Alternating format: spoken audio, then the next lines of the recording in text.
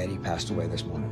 And all you hear is, from a guy with no emotion whatsoever, you hear a wail.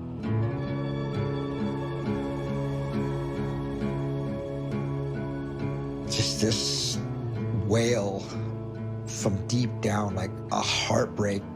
If you've ever heard one, this was a heartbreaking. Eddie Guerrero has passed away. The tribute the WWE did couldn't have been any better. Yeah, the whole stage was filled with everyone from backstage. But all I can remember was Chris.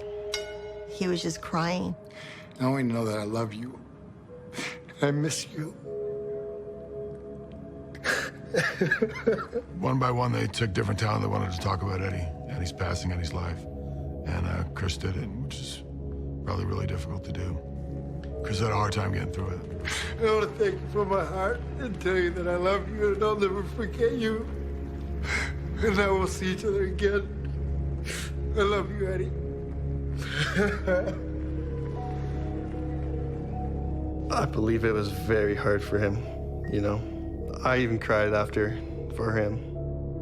Funerals are never good, but Eddie's funeral was very hard. When I saw Benoit, he came and gave me a hug, but it was like the most desperate, saddest, I'm hanging on for dear life hug that you could ever get. Sobbing, deep, hitching sobs, and leaving literally a patch of wetness on the shoulder of my suit that soaked through to the shirt, went through the jacket and the shirt of tears.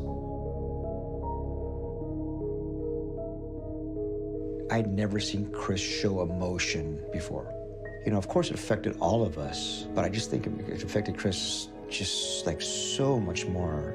It affected Chris like a spouse or something. When Eddie passed away, not only did it end Chris and Eddie's relationship, in a lot of ways it kind of ended mine with him too. I think he just became more and more of a hermit and didn't want to see people that he knew. I remember seeing him at Eddie's funeral, and the WWE guys had to leave right after the funeral to fly to Europe. You have Chris, who has this horrible damage done to him, where he's crying, sobbing, the lowest point of his life, and as soon as the funeral's done, he goes on a plane and flies to Europe to wrestle. I didn't get that. You know, I thought if there's ever a time to take some time off or to give someone some time off, I think Chris needed to be away from stuff for a while, but I think he just continued on because he didn't know what else to do. He didn't handle it well. Let me just say it like that. And Nancy stayed with me for a month after Eddie passed away. And Chris would come in when they were off, and I would find Chris on Eddie's side of his bed, and Chris would just be laying there crying, holding Eddie's pillow. Eddie had a beautiful gym upstairs, and I would go upstairs, and the girls would come down and they would say, "Mom, Chris is crying again." And I would go to the gym, and Chris would just be sitting on the bench just crying. He goes, "I'm lost without Eddie being here." To see him just crying in my arms, it was very emotional. Here's this big, strong man who is tough and quiet and strong. He broke my heart. You know, but then you see Chris, you know, around the other wrestlers or in a meeting, and he had his face on. So professional, like you wouldn't even think that anything was bothering him. But Chris was getting more and more distant, where he was not being seen as much backstage, you know, where I couldn't find him. Like Nancy would call me and be like, "How's Chris doing today?" And I said, "Well, I haven't seen him." She talked to me about it several times. She was like, "There's something going on, and I don't know what it is. You gotta tell me if you notice something." And I was like, "Yeah, there's something up."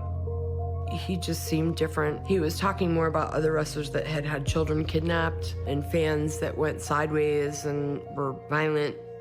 He used to take different cars and different ways to the gym that we had been going to for years. It was super random. He just didn't want to be places and be seen.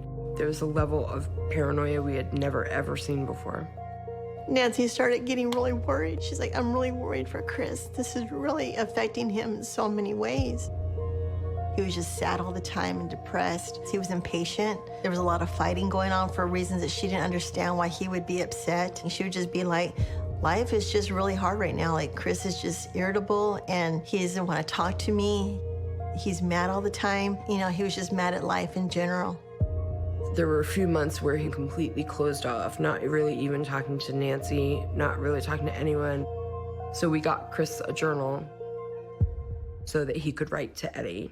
I think that after we got him that journal is when he started opening up a little bit more, because writing to him, he started feeling like maybe Eddie was with him in spirit or in heart by just being able to talk to him every day.